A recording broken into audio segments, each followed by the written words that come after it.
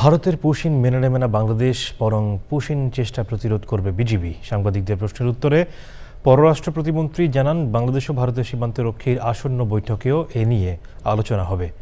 শহীদ president Ziaur রহমানের মৃত্যুবার্ষিকীতে ভারতের বিবৃতিকে ইতিবাচক হিসেবে দেখলেও এটি আরও আগেই করা উচিত ছিল বলে মন্তব্য করেন তিনি। পান্থ রহমান জানাচ্ছেন বিস্তারিত।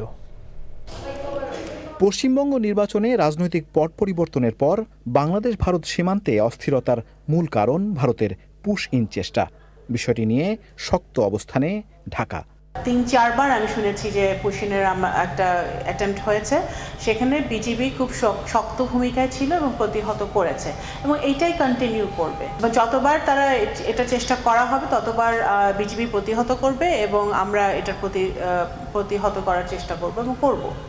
প্রতিমন্ত্রী জানান, ভারতের পাশাপাশি মিয়ানমার সীমান্তের অস্থিরতা নিয়েও সতর্ক বাংলাদেশ।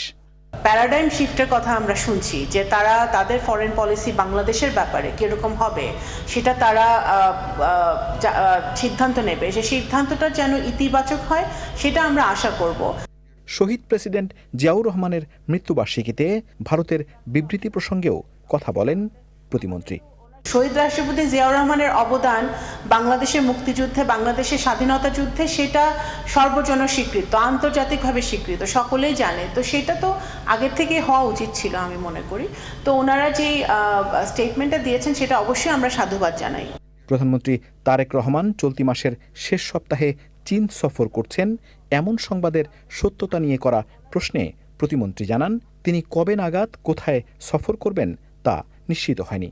তবে পর্যায়ক্রমে দক্ষিণ এশিয়ার সব দেশ সফর করবেন প্রধানমন্ত্রী।